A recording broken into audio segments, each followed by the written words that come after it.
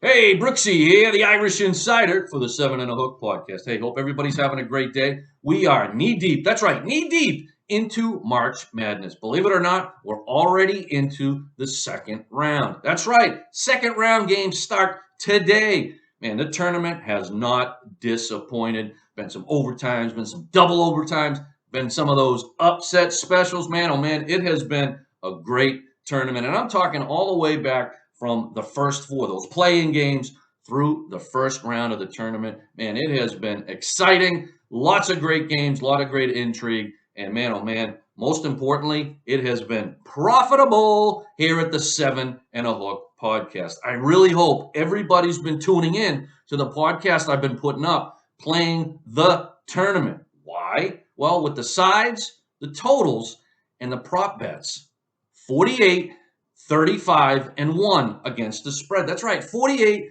35 and 1 against the spread. And that's my plays that are on air. They're documented. They're for you. They're free. That's right. As we joke on the show, there's no money down. Just tune into the show, take the picks, and go cash some ticks. Man, oh man. Listen, okay, so, and as I said at the beginning of the tournament, we're going to be breaking down every single game. That's right, every single game in total. And there'll be some prop bets we're going to throw in also.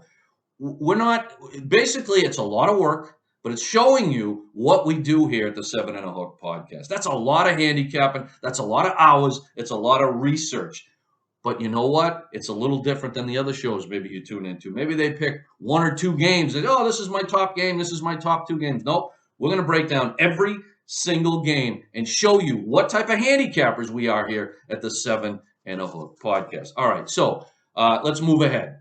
Today starts round two. That's right, the second round of the tournament. There are 8 games on the board today. So guess what? We're going to break down every single side and total. So without further ado, let's get this show rolling. All right, first game up.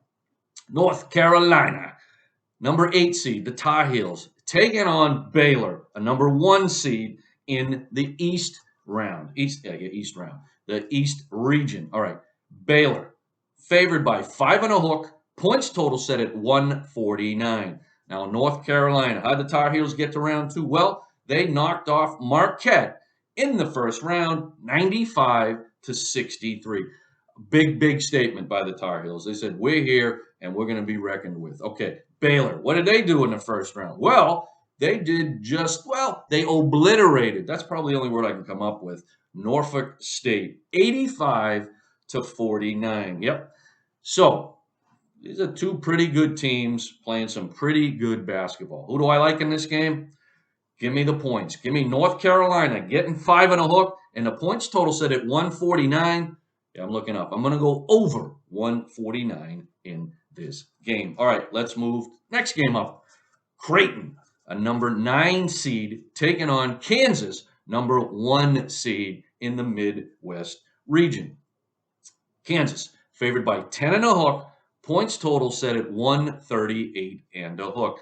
Now the Blue Jays, the Creighton Blue Jays, they got past San Diego State in the first round. They had to go to overtime to do it, but they knocked them off 72-69. Very exciting game. Congrats to the Blue Jays.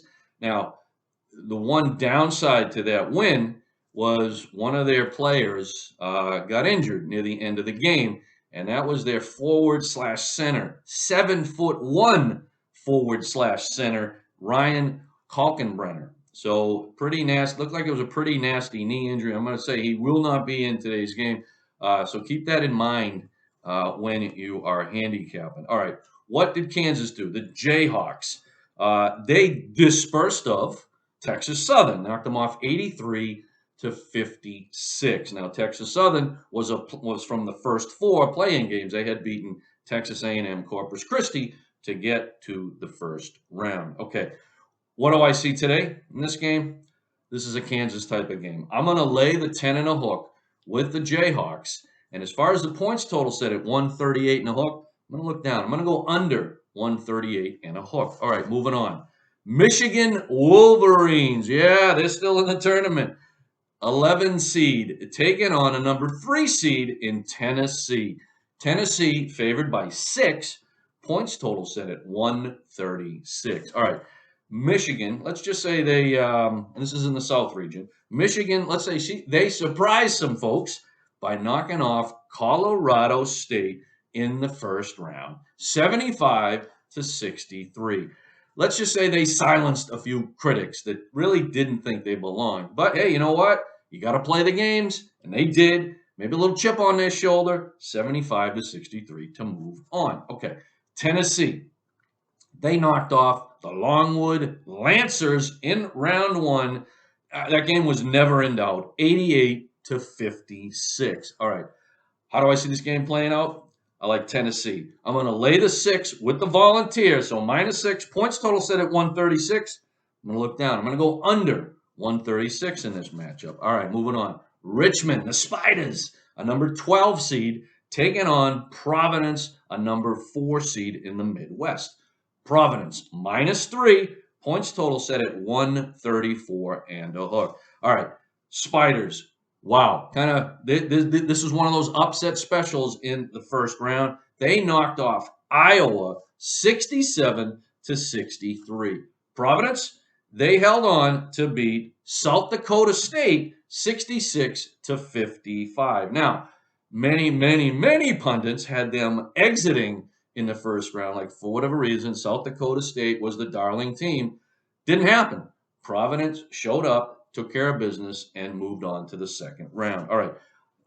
How do I see this game playing out? To me, Friars. Give me Providence, -3. Points total set at 134 and a hook. Looking down. I'm going to go under 134 and a hook. All right. Next game up on the card. St. Mary's, 5 seed, taking on a 4 seed in UCLA. Woo. This is in the East region. Now, this is in the East region, but this is battle of 2 California teams. All right. UCLA, -3 and a hook in this game. Points total set at 126 and a hook. All right. The Gales, the St. Mary Gales. In their game, round one, they started off slow in the game, but really turned it on and knocked out Indiana 82-53. Now, Indiana got to the first round. They were part of the playing games, and they beat Rutgers in double overtime to get to play, in that first round. So I think they might have had a little tired leg. So, so UCLA, let's take a look at them. They came from behind to beat the Akron Zips 57-53 to move on to the second round. Now, all right. These teams, as I mentioned, these are 2 California teams. They're about 5 hours apart from each other. In the history of these 2 teams, they've only met 7 times. UCLA has won 6 of those meetings. St. Mary's 1. This is like, in essence, David versus Goliath, if you just think of the size of the schools. I think St. Mary's comes to play here today. I'm going to take the 3 and a hook with St. Mary's. And as far as the points total set at 126 and a hook, I'm looking over. I'm going to go over 126 and a hook. All right, moving on. Next game up, St. Peter's, a number 15 seed, taking on a number 4 seed in Murray State. This is in the East region. Murray State, -8 in this game. Points total set at 129 and a hook. The Peacocks, okay, they sent shockwaves through March Madness. They sent shockwaves through basketball. Why? Well, I don't know. They knocked off Kentucky. Yes, they knocked off a number 2 seed in Kentucky. Had to do it in overtime, but they got the job done. 85-79. Congrats to anybody that is a St. Peter's alum or a fan. That's a big deal. I mean, was kind of joking, but serious with some of the other 7 and a Hook podcast hosts. And I'm talking about Easy Money, Eric LaFleche, Jimmy D for Double Down, and Dougie Betts. Just to win that game, okay? Now they're in the 32, right? They're in the second round. Should they put up a banner? I say yes. Maybe next year maybe they keep going, but let's just say that doesn't happen. At least they can put up a banner. They beat Kentucky in the NCAA tournament. Wow! Congrats again to the folks at St. Peter's. All right, Murray State. Um, Murray State's a 7 seed. I said 4 early, but that's okay. Um, Murray State knocked off who? San Francisco, 92-87 in the first round. Another overtime game. Exciting, exciting game. All right. That makes how many wins for Murray State in a row? 21. Yeah. Hottest team in the nation. 21 wins in a row. Okay. The races. That's right. The Murray State races. How do I see this game? Listen, as much as I want to congratulate St. Peter's, I think I think this season might be over here, and I'm going to take the Racers minus 8 points here, and the points, minus 8 in the game. Points total set at 129 and a hook. Yeah, I'm looking over. I'm going to go over 129 and a hook. All right, moving on. New Mexico State, a number 12 seed, taking on Arkansas, a number 4 seed. Arkansas is favored by 6 and a hook. Points total set at 139 and a hook. This is a West Region game. The Aggies, New Mexico State Aggies, took down UConn in the first round. Yeah, congratulations to the Aggies, 70-63. Now, they were led by Teddy Allen. This guy was lights out in the game for New Mexico State. Put up 37 points. Wow. Really emotional win for the Aggies. That was the first win in the tournament since 1993. Congratulations to the Aggies. Now, the Razorbacks, they held on and beat a very, very scrappy Vermont team, 75-71 in the first round. All right. I like the Razorbacks here. Give me Arkansas. They're laying 6 and a hook. Points total set at 139 and a hook.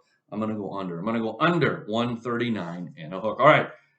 Heading to the exits here. Last game on the card today. Memphis, a number 9 seed, taking on number 1 seed Gonzaga. Gonzaga favored by 10 and a hook. Points total set at 154 and a hook. Memphis Tigers knocked off Boise State 64-53 in the first round. And they led that game wire to wire. Again, there were some pundits out there that said Boise State, yep, they're going to get the job done. They didn't. Memphis came to play. Now, at one point, they were up by 19 in that game, Memphis. So it really wasn't that close, but, Memphis did get the job done. All right, Gonzaga.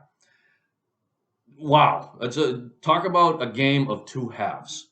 First half of that game against Georgia State, it looked like Georgia State was going to do an upset special, right? At halftime, it was 35-33. It was like Twitter was going crazy. Oh, look at Gonzaga. Yep, not even going to make it through the first round. Shouldn't have been a number 1 seed. Well, made a few adjustments at halftime, and wow. In the second half, Gonzaga outscored Georgia State 58-39 to come home with the win, 93-72. But it really was a tale of two different halves. Okay. Let's look at tonight. Okay. 10 and a hook. And the points total set at 154. I'm taking Gonzaga. Yep, I'm going to lay the 10 and a hook. As far as the points total at 154 and a hook, I'm looking down. I'm going to go under 154 and a hook. All right, that puts a wrap on today's picks and plays. Again, hopefully I gave you some good insight, some good information so you can go play some picks and go cash some ticks. All right, real quick, again, I got to give a reminder. Tomorrow, which is Sunday, March 20th, the 7 and a Hook podcast is taking the show on the road. That's right, we're going to the boat. We're going back to the boat, I should say, in Dracut, Massachusetts. That's 294 Tingsboro Road in Dracut, Massachusetts. We're going to be broadcasting starting at 1 p.m. Eastern. So come on down and join the 7 and a Hook crew. And there's going to be a lot of sports wagering talk, probably some trivia, maybe even some giveaways.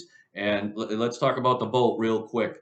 Some of the best signature cocktails in the nation, in New England. Man, and the food's absolutely delicious.